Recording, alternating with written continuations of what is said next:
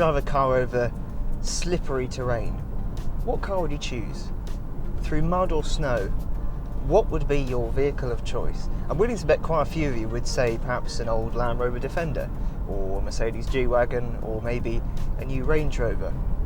But for me, there's one other manufacturer whose cars spring to mind when I think of driving through tricky conditions, and that's Subaru. Subaru's all-wheel drive journey started way back in 1972 with the Subaru Leon. And I'm going to be honest, I haven't heard of the Leon before, but I feel like I should have done, seeing it was quite an important car really in Subaru's history. But there we go, it was a little bit before my time. 8 years later, in 1980, a chap called Noriyuki Koseki, the founder of Subaru Technica International, or STI, entered 3 Leons into the 1980 Safari Rally of Africa. And then in 1992, Subaru replaced the Leon with the Impreza, and I mean, come on, the rest is fairly well documented from there. Subaru won 3 consecutive World Rally Championship titles, 1995, 1996 and 1997. And while there have been constructors who have won more championships, there have been quite a few actually, few manufacturers have been able to tie in that all-wheel drive heritage so tightly with their road cars. And that brings me to the Outback. The Outback was launched back in 1998, and it hasn't won any World Rally Championship titles, but it's one of those cars that you look at and you think, yeah, come rain or shine, I think I'm going to be okay.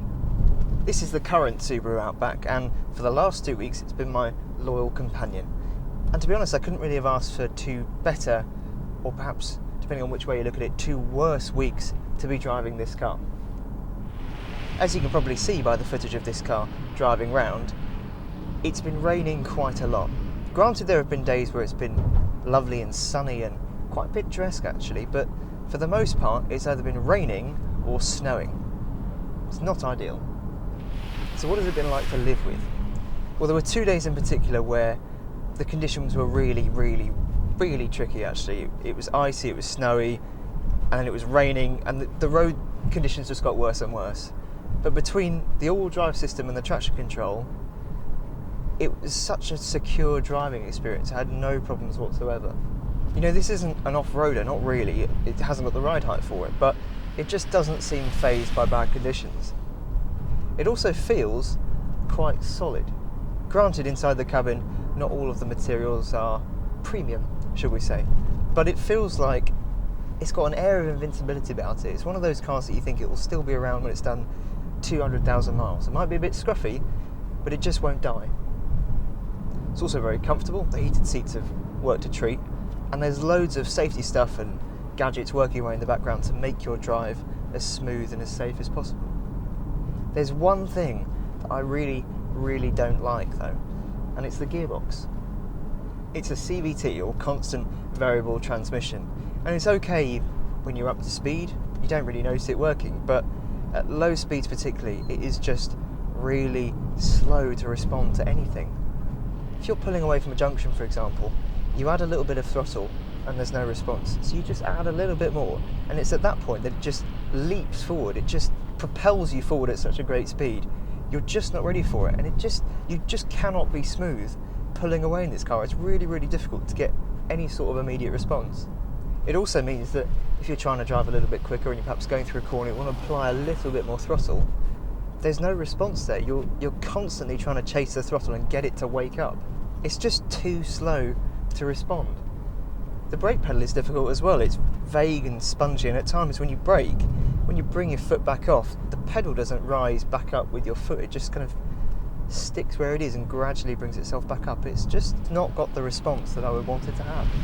Thankfully though, if you go for the 2-litre diesel boxer engine as I've got here, you can get it with a 6-speed manual gearbox rather than a CVT automatic. And I haven't driven it, I don't know what it's like, but it must be better than the CVT. It must have a better, more immediate response. I would go for the manual gearbox. Now, as I said, this has got a 2-litre diesel boxer engine. It's got 150 brake horsepower and 258 foot-pounds of torque. 0 to 62 miles an hour takes 9.9 seconds, and the top speed is 119 miles an hour.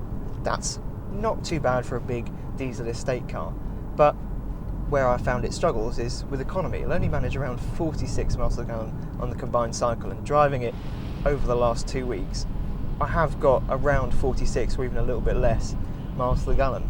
That's not as much as I would expect. I would have thought it would manage maybe 50 or 60 miles per gallon if I was really, really trying, and it doesn't do that. But if you go for the manual gearbox, not only is it a little bit more economical, but it's faster as well. So there's another reason to get the manual gearbox. And you can also get a 2.5 litre petrol boxer engine, but that is even less efficient and even slower. Am I glad I've been able to spend so much time in this car? Yes I am. It just feels like a workhorse that can deal with pretty much anything. But I wish this car had the manual gearbox. You'd just be able to get so much more out of the car with it. The throttle response would be better, the brake feel would be better, the acceleration, the economy would be better. It's just a bit of a shame. I have enjoyed it, but yeah, it would be better with the manual.